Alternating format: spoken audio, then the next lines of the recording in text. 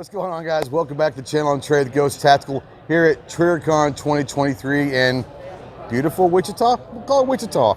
We are here at the GOA booth with Kaylee. Kaylee, it's been an interesting 24 hours in America. I don't want to get you too fired up, but I kind of do.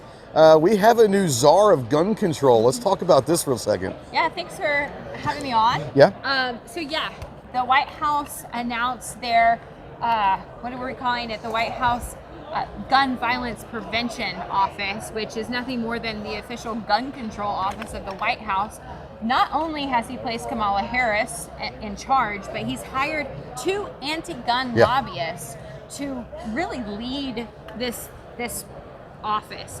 This is really bad in a lot of ways, because already you have from that White House office within 24 hours saying that they're going to ban assault weapons, which is, we can get on the fact that there is no such thing as an assault weapon. I was going to say, what is an assault weapon? I've been around guns for a long time, and I still have yet to figure that out.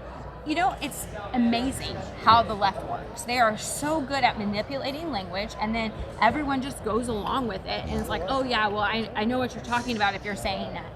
An assault weapon is just, quite frankly, you can assault someone with anything, an ink pen, a brochure, anything can be an assault. I have an assault Sharpie. It is so ludicrous that we have allowed them to manipulate language like this, but this has real effects on everyday Americans. It has real effects because this is the White House. This is somebody who supposedly has been elected and representing the people, and then they've handed over executive control to 2 anti-gun lobbyists and said, kind of here's the keys to the kingdom. I think the biggest problem we see is, once again, legislation through bureaucracy. You're not allowing the people's voices to be heard. They're bypassing any kind of formal election, any kind of bills, anything. It's saying, we're going to use executive order, we're going to do all of this, and there's nothing you can do about it. That's what's scary, is because this is just the first step into a lot of what they've been wanting to do. I understand their game plan. Unfortunately, that game plan is a very scary game plan, and it's not just with firearms. This kind of act can go into every part of our lives, and if this executive control that they have is really going to turn into something more different, what do we look like a year from now before the 2024 election? That's what's really scary. Well, this is a play by the Biden administration to make sure that he's got a lock on the anti-gunners' money, that he's appealing to his base, and that he's doing everything that he can do to make sure that the Democrats remain in power. They do not appreciate the Constitution, they don't like the Constitution, and they believe wholeheartedly that they are in control of your rights. They believe that your rights come from them, that you should be asking for permission to have those rights. When you look at the anti-gun left and these cities controlled by these anti-gunners, not only do you not have the ability to carry, but they're a gun-free zone, and we see what happens in gun-free zones is only the criminals have the firearms. And they know it. And they know it. And soft targets are so, not only are they so sad and tragic, because if you think about who is in those soft targets, I mean, legitimately, you have children in soft targets. You have college students in soft targets. You have everyday families that are in these soft targets, and they are the ones that are being impacted by these anti-gunner policies, and they're the ones that are sitting ducks. And now you have an administration that is fully endorsing more of the same things that we know doesn't prevent violence. If you want to prevent violence, you're going to have to get rid of gun-free zones. You're going to have to get rid of soft targets, and you're going to have to see a restoration in the Second Amendment. So for the people out there that are wondering, they might have just heard about this and they're saying, this isn't right, what can we do? What are some things that people out there that can do if they haven't started getting in the fight yet? What's a good first step to get into this fight and help fight this tyrannical government as to what they're doing? Absolutely. So there are some really important bills that have been introduced in the last little bit.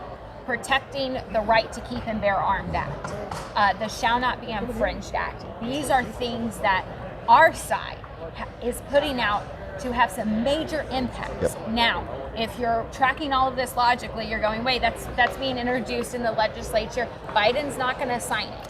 Here's the reality. we have to make our voices known that we want to see a restoration in our rights. We have to ask our senators, we have to ask our representatives to represent us and co-sponsor. We have to show them that the silent majority isn't going to stay silent. That is how we're going to fight back against this.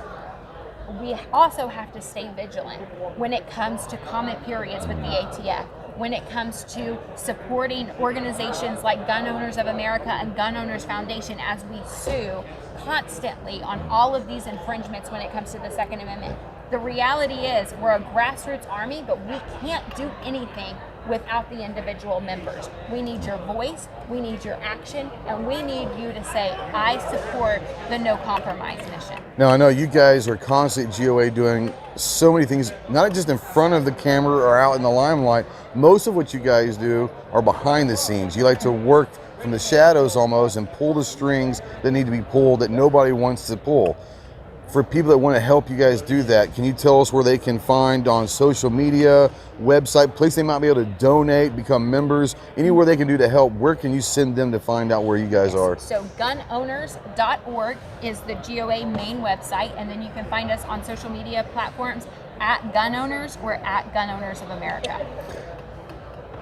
This is the time if you really want to find out if your rights are being infringed upon. It doesn't take much to just find out. The last 24 hours alone have shown you that this government and the people that are in power right now are going to utilize their power. They're going to try to justify their actions by, how do I put this, catering to a dialogue that is false. It's not only false, it's dangerous, extremely dangerous to what our way of life is.